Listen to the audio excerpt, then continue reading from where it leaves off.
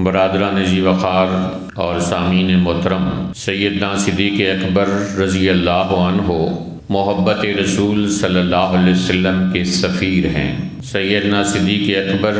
پیکر عشق رسول ہیں۔ سیدنا صدیق اکبر رضی اللہ تعالیٰ عنہ نبی پاک صلی اللہ علیہ وسلم کی محبت کا مظہر عتم ہیں۔ جب کبھی تاریخ لکھی گئی عشق اور محبت کی تو اس کا آغاز ابو بکر کے نام سے ہوا۔ قیامت تک عشق اور محبت اور اخلاص اور صدق و وفا کی جب بھی مثال دی جائے گی تو اس میں سب سے پہلا نام حضرت ابو بکر صدیق رضی اللہ عنہ کا آئے گا، اور اسی طرح جب بھی عشق رسول کا کوئی باب لکھا گیا اس کا پہلا حرف ابو بکر ہوگا۔ یار غار اور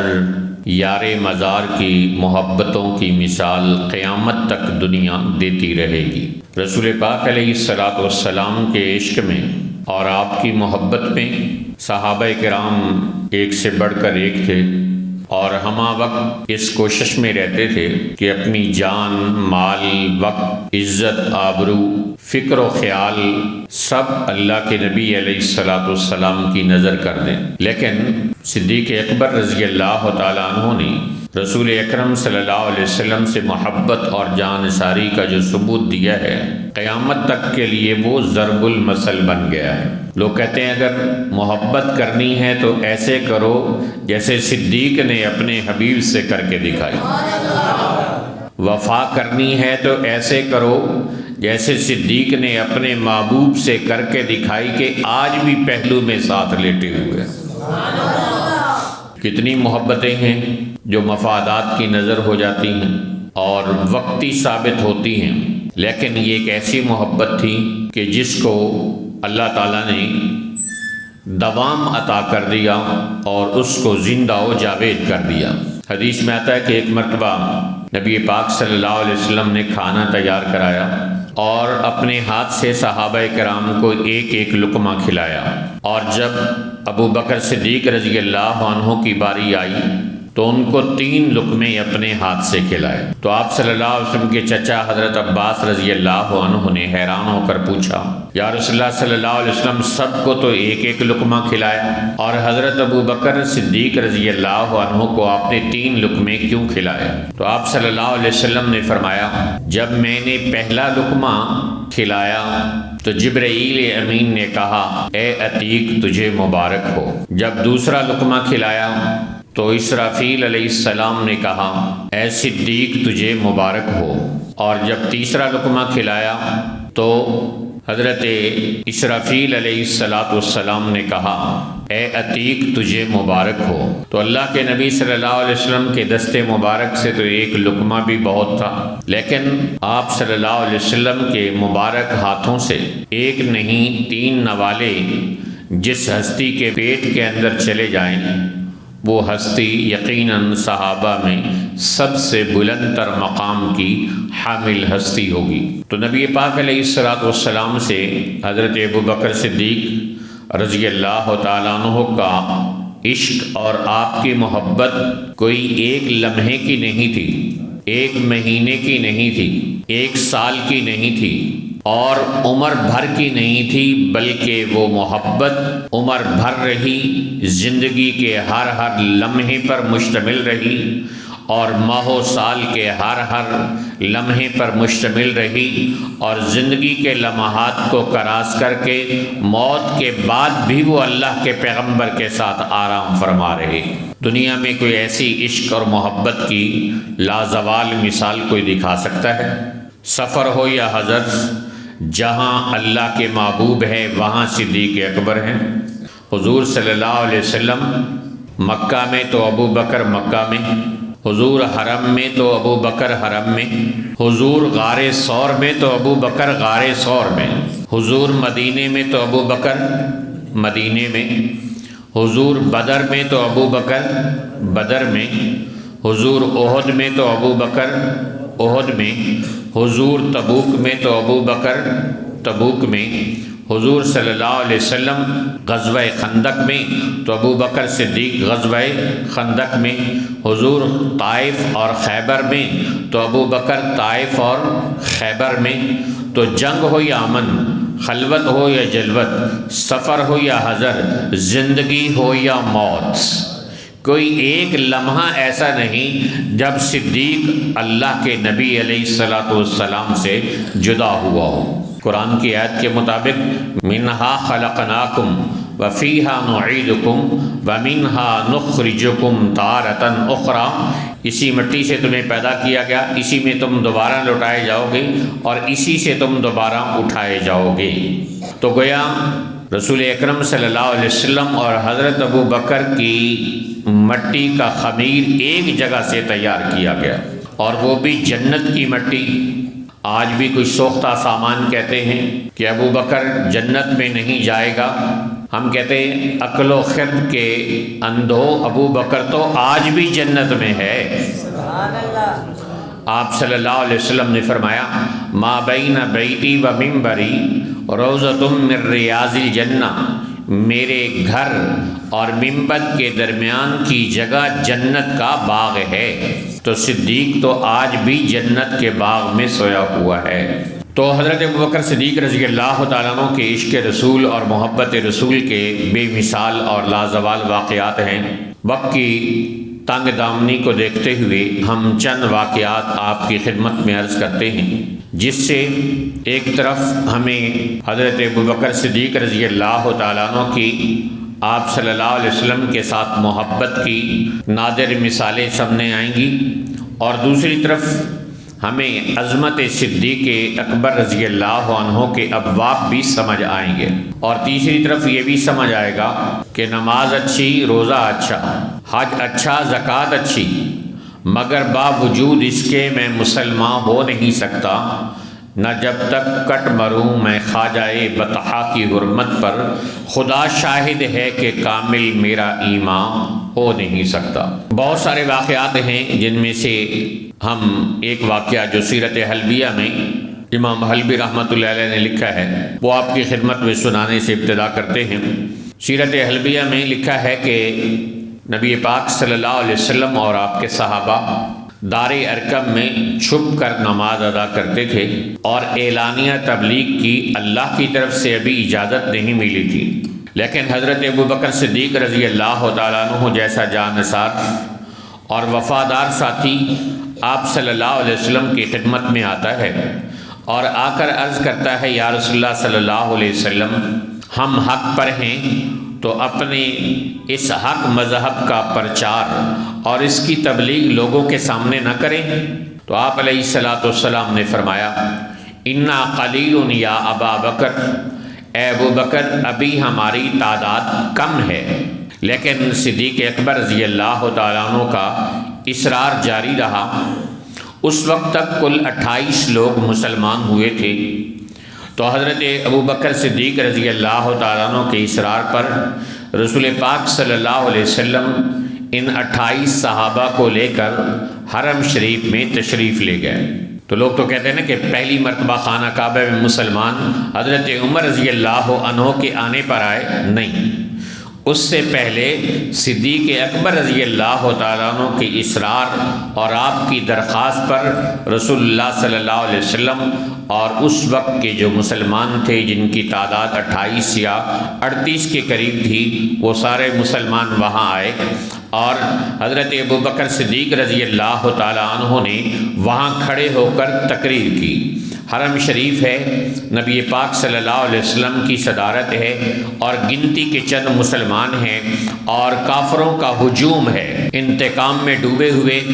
شرک میں ڈوبے ہوئے لوگوں کا ایک اندھا ہجوم ہے، طاقت کے گھمنڈ پر اترائے ہوئے لوگوں کا ایک ہجوم ہے۔ اس میں آ کر حضرت ابوبکر صدیق رضی اللہ تعالیٰ عنہ لوگوں کو تبلیغ کا فریضہ سر انجام دیتے ہیں، تو رسول پاک علیہ الصلاۃ والسلام کے بعد پہلے داعی، پہلے خطیب اور اسلام کے پہلے مقرر ہونے کا اعزاز بھی اللہ نے حضرت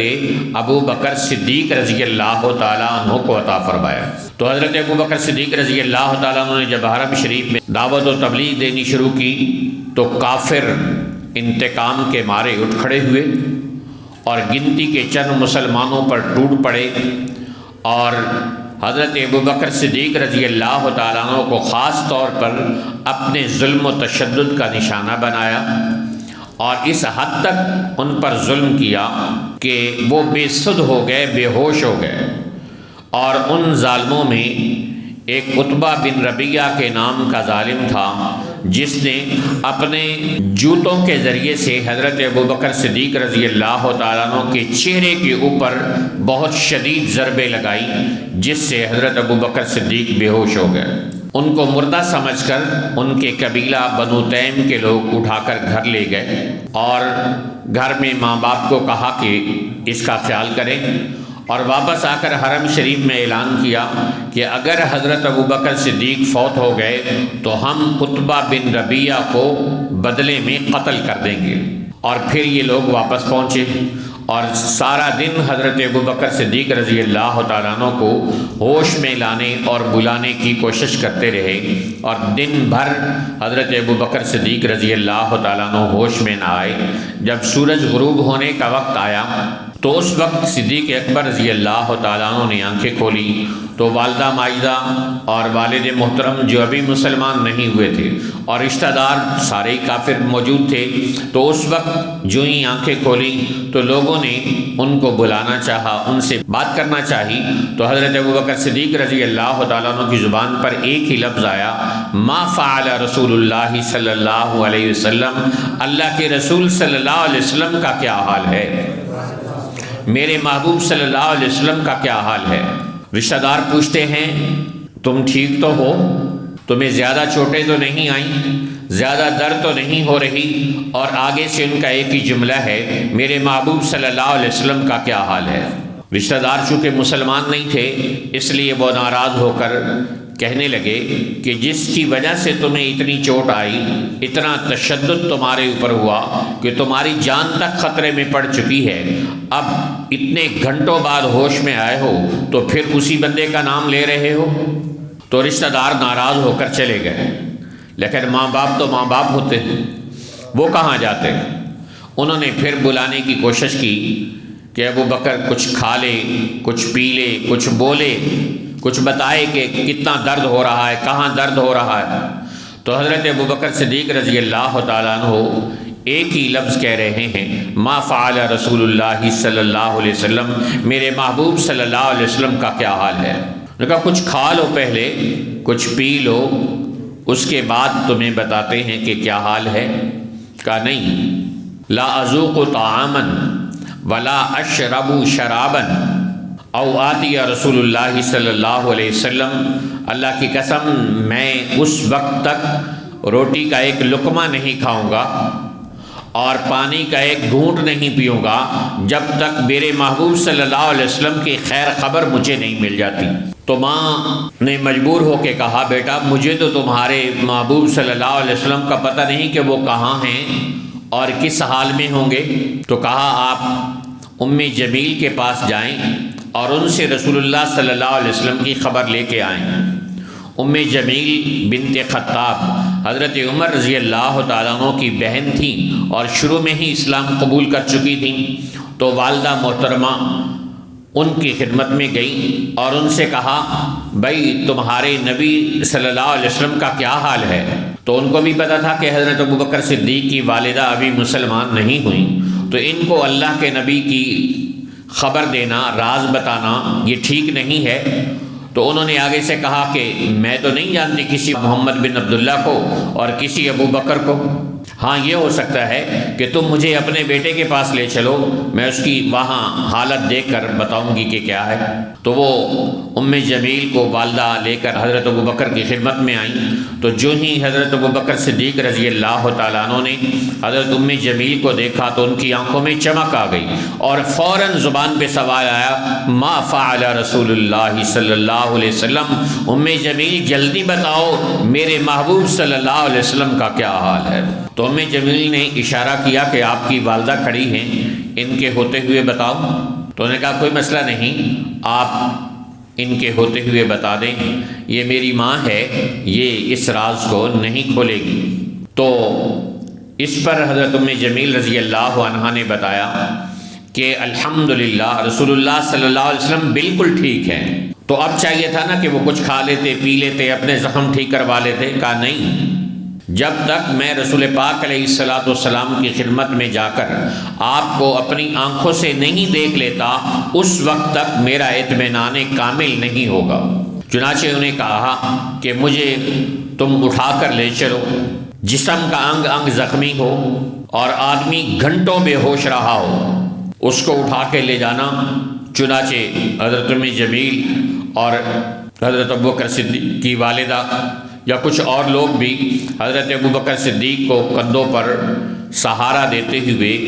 لے کر دار ارقم کی طرف چلے۔ رسول اکرم صلی اللہ علیہ وسلم نے حضرت ابوبکر صدیق رضی اللہ تعالیٰ عنہ کو دیکھا کہ پورا بدن لہو لوہان ہے، جسم کا انگ انگ زخمی ہے اور لڑکھڑاتے ہوئے وہ دار ارقم کی طرف لوگوں کے کندھوں پر سوار ہو کر آ رہے ہیں۔ تو آپ صلی اللہ علیہ وسلم کی آنکھوں میں آنسو آ گئے۔ آپ علیہ السلام نے دوڑ کر حضرت ابوبکر صدیق رضی اللہ تعالیٰ عنہ کے اوپر اپنا سر جھکا دیا اور ابوبکر صدیق رضی اللہ تعالیٰ عنہ نے اپنے آپ کو حضور کے قدموں میں ڈال دیا، اور آپ صلی اللہ علیہ وسلم دیکھتے بھی رہے اور روتے بھی رہے اور صدیق اکبر رضی اللہ تعالیٰ عنہ کے منہ کو چومتے بھی رہے۔ صحابہ کرام جو دار ارقم میں موجود تھے ان سب نے بھی حضرت ابوبکر صدیق رضی اللہ تعالیٰ عنہ کی خبر گیری کی، ان کے زخموں کو ٹھیک کرنے کی کوشش کی، اس حال میں کہ جب حضرت ابوبکر صدیق رضی اللہ تعالیٰ عنہ کا انگ انگ زخمی ہے، بدن لہو لوہان ہے، اور اس وقت میں بھی انہیں فکر ہے، تو اللہ کے رسول صلی اللہ علیہ وسلم کی فکر ہے تو اپنی والدہ کے ایمان لانے کی۔ رسول پاک علیہ السلام کی خدمت میں عرض کیا، یا رسول اللہ صلی اللہ علیہ وسلم، اللہ آپ کی دعاؤں کو رد نہیں کرتا، آپ میری والدہ کے لیے دعا کریں اور پھر ان کو اسلام کی دعوت دے دیں۔ تو رسول پاک علیہ السلام نے دعا کر کے حضرت ابوبکر صدیق رضی اللہ تعالیٰ عنہ کی والدہ کو اسلام کی دعوت دی اور وہ دار ارقم میں ہی کلمہ پڑھ کر مسلمان ہو گئی۔ تو یہ صرف ایک جھلک ہے، ایک واقعہ ہے کہ جو قدم قدم پر حضرت ابوبکر صدیق رضی اللہ تعالیٰ عنہ کی محبت رسول کی ہمیں لازوال مثال پیش کرتا ہے۔ فتح مکہ کے موقع پر حضرت ابوبکر صدیق رضی اللہ تعالیٰ عنہ کے والد محترم مسلمان ہونے کے لیے تیار ہوئے، تو حضرت ابوبکر صدیق رضی اللہ تعالیٰ عنہ ان کو لے کر نبی پاک صلی اللہ علیہ وسلم کی خدمت میں آئے۔ تو آپ صلی اللہ علیہ وسلم نے دیکھا کہ حضرت ابوبکر کے والد تو بہت بوڑھے ہو چکے ہیں اور ان کی سفید داڑھی ہو چکی ہے۔ تو آپ صلی اللہ علیہ وسلم نے ارشاد فرمایا، حلا ترکتہ حتی ناتیہ یا ابا بکر، اے ابو بکر تم نے اس بزرگ کو گھر میں کیوں نہ چھوڑا کہ ہم ان کی خدمت میں چلے جاتے۔ اللہ کے نبی خود فرما رہے ہیں، آگے سے محبت رسول میں، عشق رسول میں ڈوبے ہوئے صدیق کا جواب سنیے کہ یا رسول اللہ ہوا اولا ان یاتیک یا رسول اللہ، اے اللہ کے رسول صلی اللہ علیہ وسلم، میرے باپ کا زیادہ حق ہے کہ وہ آپ کی خدمت میں چل کے حاضر ہو۔ تو یہ حضرت ابوبکر صدیق رضی اللہ تعالیٰ عنہ کا نبی پاک صلی اللہ علیہ وسلم سے محبت کا ایک انداز ہے۔ اور غزوہ بدر میں اسلام اور کفر کی پہلی جنگ برپا ہوئی، تو ادھر بھی رشتہ دار ادھر بھی رشتہ دار، ادھر باپ ادھر بیٹا، ادھر چچا ادھر بھتیجا، اور ماموں اور سارے لوگ موجود ہیں مقابلے میں۔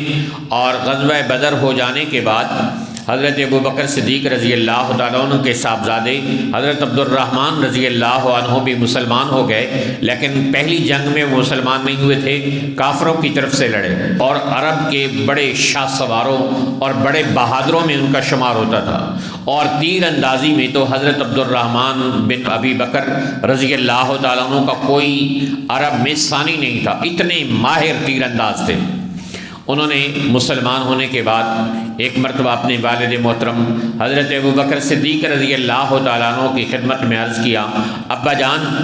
آپ غزوہ بدر میں کئی مرتبہ میری تلوار کی زد میں آئے، لیکن میں نے باپ سمجھتے ہوئے چھوڑ دیا۔ اب صدیق اکبر رضی اللہ تعالیٰ عنہ کا جواب سنیے، آپ نے ارشاد فرمایا، لو احدفت لی لم عمل عن کا، اگر تو میرے نشانے پہ آ جاتا تو کبھی میرے ہاتھ سے بچ کر نہ جاتا، اس لیے کہ اس وقت تو میرا بیٹا نہیں، میرے محبوب صلی اللہ علیہ وسلم کا دشمن تھا۔ تو صدیق اکبر رضی اللہ تعالیٰ عنہ نے گویا مثال پیش کر دی کہ حب رسول میں وہ اتنا ڈوب گئے کہ سارے رشتے پیچھے ہیں اور رسول پاک علیہ الصلوۃ والسلام کی ذات والا صفات آگے ہے۔ تو حضرت ابوبکر صدیق رضی اللہ تعالیٰ عنہ اور حضرت عمر رضی اللہ تعالیٰ عنہ میں ایک مرتبہ تلخ کلامی ہو گئی۔ تلخ کلامی میں حضرت ابوبکر صدیق رضی اللہ تعالیٰ عنہ سے کچھ سخت الفاظ استعمال ہو گئے۔ جب احساس ہوا تو حضرت عمر رضی اللہ تعالیٰ عنہ سے عرض کیا ان یغفر لی، کہ وہ مجھے معاف کر دیں۔ تو حضرت عمر رضی اللہ تعالیٰ عنہ نے معافی کا اعلان کرنے کی بجائے خاموشی سے گھر چلے گئے۔ تو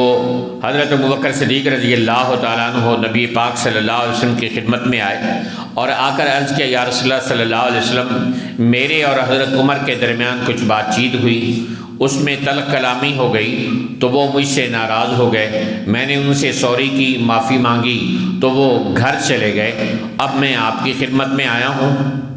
تو اتنے میں حضرت عمر رضی اللہ تعالیٰ عنہ بھی ان کو احساس ہوا کہ کوئی بات نہیں، وقتی طور پر بات ہو گئی، لیکن جب حضرت ابوبکر نے مجھے معافی مانگ لی تھی تو مجھے معاف کر دینا چاہیے تھا۔ ان کو احساس ہوا، ندامت ہوئی، تو وہ حضرت ابوبکر صدیق رضی اللہ تعالیٰ عنہ کے گھر چلے گئے۔ پتہ چلا کہ حضرت ابوبکر تو یہاں نہیں ہیں۔ پھر وہاں سے نبی پاک صلی اللہ علیہ وسلم کی خدمت میں آئے تو حضرت عمر رضی اللہ تعالیٰ عنہ کو دیکھ کر رسول پاک صلی اللہ علیہ وسلم کے چہرے پر ناراضگی کے آثار طاری ہو گئے۔ تو حضرت ابوبکر صدیق رضی اللہ تعالیٰ عنہ نے اندازہ لگا کہ اس سے پہلے کہ رسول پاک صلی اللہ علیہ وسلم حضرت عمر پر کسی ناراضگی کا اظہار کریں،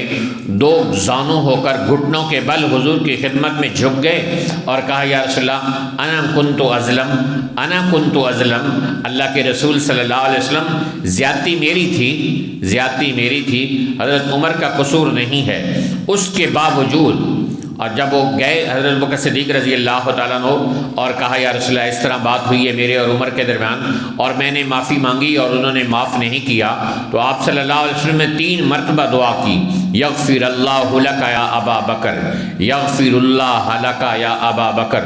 یغفر اللہ لک یا ابا بکر، اے ابو بکر اللہ تمہیں معاف کرے، اے ابو بکر اللہ تمہیں معاف کرے، اے ابو بکر اللہ تمہیں معاف کرے۔ اب جب حضرت ابوبکر صدیق رضی اللہ تعالیٰ عنہ نے کہا، یا رسول اللہ آپ حضرت عمر پہ ناراض نہ ہوں، زیادتی میری طرف سے تھی، تو آپ صلی اللہ علیہ وسلم نے اس کے باوجود ارشاد فرمایا کہ اے لوگو، جب میں تمہارے پاس آیا اور میں نے آ کر تمہیں دین کی دعوت دی، تم سب نے کہا کذبتا، کہ آپ غلط کہتے ہیں، وقال ابو بکر صدقہ، ابو بکر نے کہا میں سچ کہتا ہوں، وواسانی بنفسہ ومالہ، اور حضرت ابو بکر نے اپنی جان کے ساتھ اور اپنے مال کے ساتھ میرا ساتھ دیا، فہل انتم تارکو لی صاحبی، فہل انتم تارکو لی فی صاحبی، کیا تم مجھے میرے ساتھی کے بارے میں معاف نہیں کر سکتے؟ یہ بات ارشاد فرمانے کے بعد تمام صحابہ کرام جو پہلے ہی حضرت ابوبکر صدیق رضی اللہ تعالیٰ عنہ کا بہت احترام کرتے تھے، اس کے بعد ڈرنے لگے اور زیادہ احترام کرنے لگے۔ حضرت ابوبکر صدیق رضی اللہ تعالیٰ عنہ کی ناراضگی کا مطلب اللہ کے رسول صلی اللہ علیہ وسلم کی ناراضگی کو مول لینا ہے۔ نبی پاک صلی اللہ اللہ علیہ وسلم کی محبت ہے حضرت ابوبکر صدیق رضی اللہ تعالیٰ عنہ کے ساتھ۔ پوچھا گیا یا رسول اللہ صلی اللہ علیہ وسلم آپ دنیا میں سب سے زیادہ محبت کس سے کرتے ہیں؟ آپ نے فرمایا کہ عائشہ سے۔ تو کہا یا رسول اللہ نہیں مردوں میں سے، کہا الا قال ابوہا، کہا عائشہ کے باپ حضرت ابو بکر رضی اللہ عنہ سے۔ ہجرت کے موقع پر جب رسول پاک صلی اللہ علیہ وسلم حضرت ابو بکر صدیق رضی اللہ تعالیٰ عنہ کے گھر میں رات کو گئے، رات جب بالکل چھا گئی اور سب لوگ سو گئے، تو آپ صلی اللہ علیہ وسلم نے جا کر حضرت ابو بکر صدیق رضی اللہ عنہ کا دروازہ کھٹکھٹایا اور خلاف توقع بہت جلد باہر آ گئے۔ سویا ہوا آدمی اٹھتا ہے، منہ ہاتھ دھوتا ہے اور کچھ دیر لگاتا ہے باہر آنے میں، لیکن حضرت ابو بکر صدیق رضی اللہ تعالیٰ عنہ فوراً باہر آ گئے۔ تو آپ صلی اللہ علیہ وسلم نے پوچھا ابو بکر اتنی جلدی باہر کیسے آ گئے؟ کہا یا رسول اللہ صلی اللہ علیہ وسلم مجھے کچھ عرصے سے معلوم ہو رہا تھا مسلمان ہجرت کرتے چلے جا رہے ہیں مدینہ کی طرف، آپ بھی ایک دن مدینہ تشریف لے کے جائیں گے، تو مجھے اندازہ تھا کہ آپ مجھے اپنی رفاقت کا شرف عطا فرمائیں گے، تو میں نے اس رات سے رات کو سونا چھوڑ دیا، کہیں ایسا نہ ہو کہ آپ صلی اللہ علیہ وسلم میرے گھر مجھے جگانے کے لیے تشریف لائیں اور مجھے جاگنے میں اور آپ کی خدمت میں حاضر ہونے میں دیر ہو جائے۔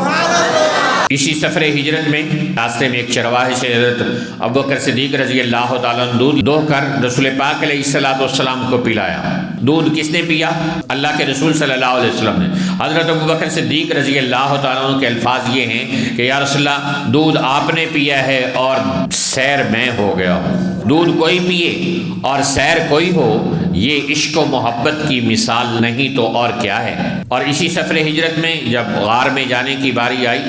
تو نوکیلے پتھروں پر نبوت کا نرم و نازک جسم چلے، یہ کیسے گوارا ہے؟ ایک نبی میں 40 جنتی مردوں کی طاقت ہوتی۔ فتح مکہ کے موقع پر نبی پاک صلی اللہ علیہ وسلم نے اپنے ہاتھ سے بت گرانا چاہے تو حضرت علی نے اپنا کندھا پیش کیا، یا رسول اللہ صلی اللہ علیہ وسلم میرے اوپر کھڑے ہو جائیں۔ تو آپ صلی اللہ علیہ وسلم کھڑے ہوئے تو حضرت علی رضی اللہ تعالیٰ عنہ وہ وزن سہار نہ سکے، تو جس وزن کو شیر خدا نہ سہار سکا اس وزن کو ابو بکر صدیق رضی اللہ تعالیٰ عنہ نے اپنے کندھوں پر اٹھا کر غار ثور تک پہنچایا۔ یہاں بھی اس مجمع میں بھی ایسے لوگ موجود ہیں جو آج بھی غار ثور کی چڑھائی چڑھتے ہیں۔ نوجوان لوگوں کے لیے چڑھائی چڑھنا بہت مشکل ہے، کئی گھنٹے لگ جاتے ہیں اکیلے آدمی کے لیے چڑھنا، اور راستے میں جگہ جگہ سٹے کرتے ہیں، لوگ سانس نکالتے ہیں پھر چڑھتے ہیں، اور اتنی لمبی چڑھائی، اتنی مشقت والی چڑھائی۔ اب تو پھر بھی لوگوں کے 1400 سال چلتے رہنے کی وجہ سے کچھ راستے بھی بن گئے، اس وقت کوئی راستہ نہیں تھا۔ اپنے نرم و نازک کندھوں پر نبوت کا وزن اٹھا کر حضرت ابوبکر صدیق رضی اللہ تعالیٰ عنہ آپ صلی اللہ علیہ وسلم کو غار ثور تک لے کے جاتے ہیں۔ یہاں خطیب یورپ و ایشیا مولانا محمد ضیاء القاسمی رحمۃ اللہ علیہ فرمایا کرتے تھے کہ لوگ کہتے ہیں ابو بکر خلافت لے گیا، وہ فرماتے تھے آؤ آؤ دیکھو ابو بکر تو نبوت بھی لے کے جا رہا ہے، نبوت کو بھی کندھوں پہ اٹھا کے لے جا رہا ہے، تم خلافت کو رو رہے ہو۔ اور وہاں غار ثور کے بعد ٹھہرا کے کہا یا رسول اللہ صلی اللہ علیہ وسلم کما انت حتی استبریا، آپ اپنی جگہ پر ٹھہریں میں صاف کر لوں جا کر۔ اور پھر جب غار ثور کے سارے سوراخ بند کر لیے، ایک سوراخ رہ گیا تو وہاں اپنا پاؤں رکھ دیا اور کہا یا رسول اللہ صلی اللہ علیہ وسلم ان کانت سبعتن او لدغتن فکانت بی، اگر کوئی تکلیف دہ چیز ہو، ڈسنے والی چیز ہو تو وہ مجھے ڈسے، آپ کو تکلیف نہ پہنچائے۔ تو کہتے ہیں اس وقت بھی ایک کالے سانپ نے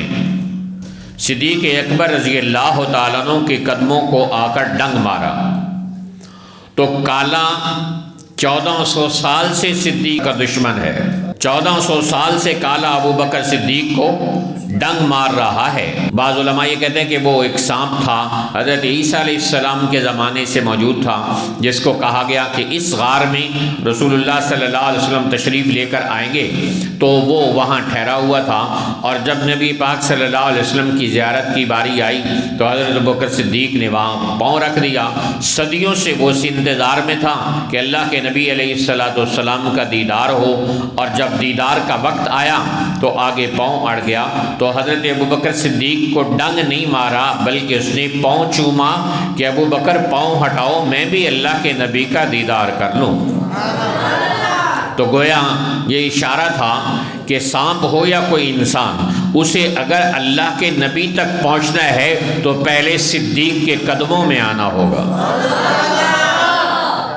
ابو بکر صدیق کو مانے بغیر، ان کی محبت کو دل میں بسائے بغیر، ان کے قدموں میں آئے بغیر کوئی اللہ کے نبی صلی اللہ علیہ وسلم تک نہیں پہنچ سکتا۔ یہ ہے 2 اور 2 4 کی طرح بات۔ پھر غار ثور سے نکل کر جب مدینہ تشریف لے جانے لگے تو مدینے سے باہر آپ صلی اللہ علیہ وسلم نے تھوڑی دیر کے لیے اسٹے کیا۔ وہاں حضرت ابوبکر صدیق رضی اللہ تعالیٰ عنہ کھڑے ہو گئے اور رسول پاک علیہ السلام تشریف فرما ہو گئے۔ اب جو بھی لوگ آتے انہوں نے رسول پاک علیہ السلام کو دیکھا ہوا نہیں تھا، تو سب آ کر عقیدت و احترام سے حضرت ابوبکر صدیق رضی اللہ عنہ سے مصافحہ کرتے رہے۔ اور جب دھوپ چڑھ گئی تو حضرت ابوبکر صدیق نے اپنی چادر لی اور نبی پاک صلی اللہ علیہ وسلم کے سر پر تان دی۔ اس وقت لوگوں کو پتہ چلا کہ آقا یہ ہے، غلام یہ ہے،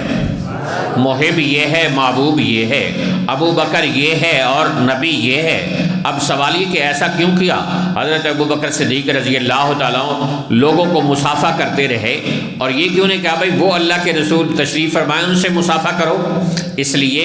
کہ آپ صلی اللہ علیہ وسلم اتنا لمبا سفر، اتنے دنوں پر مشتمل ہجرت کے لمبے سفر سے مدینے کی سرزمین پہ پہنچے تھے، تو حضرت ابوبکر صدیق رضی اللہ تعالیٰ عنہ نے آپ صلی اللہ علیہ وسلم کے آرام کے خیال میں، آپ کی راحت کی خاطر لوگوں کو آپ کی طرف متوجہ نہیں کیا کہ کہیں مسافے میں اور لوگوں کو ملنے میں آپ صلی اللہ علیہ وسلم کے آرام میں خلل واقع نہ ہو۔ اور اس کے بعد جب چادر تانی تو لوگوں کو پتہ چلا اچھا ہم تو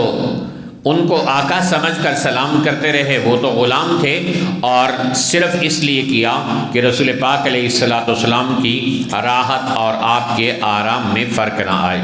اور اسی طرح ہم دیکھتے ہیں کہ لوگوں کو غم آتا ہے، پریشانی آتی ہے، خاص طور پر ماں باپ فوت ہو جائیں، اولاد فوت ہو جائے تو لوگ بڑے غمگین ہوتے ہیں۔ غم طاری ہونا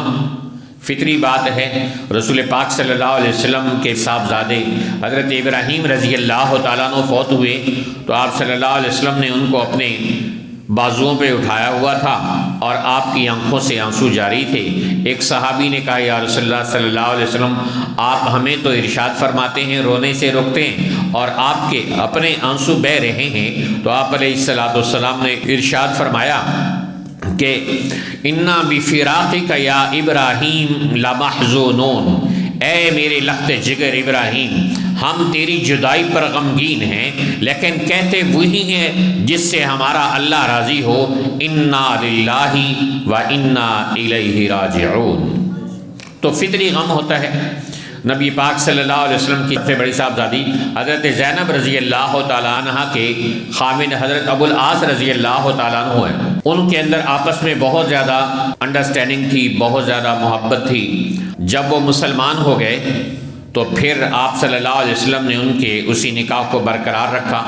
اور حضرت زینب رضی اللہ تعالیٰ عنہ کا انتقال ہو گیا۔ ان کے انتقال پر حضرت ابو العاص رضی اللہ تعالیٰ عنہ اتنا غمگین ہوئے کہ ان کے آنسو مسلسل بہنے لگے۔ اللہ کے رسول صلی اللہ علیہ وسلم اپنے داماد حضرت ابو العاص رضی اللہ تعالیٰ عنہ کے آنسو اپنے دست مبارک سے صاف کرتے رہے، اور حضرت ابو العاص رضی اللہ عنہ نے عرض کیا یا رسول اللہ صلی اللہ علیہ وسلم، حضرت زینب کے بعد جینے کا مزہ نہیں آ رہا۔ چنانچہ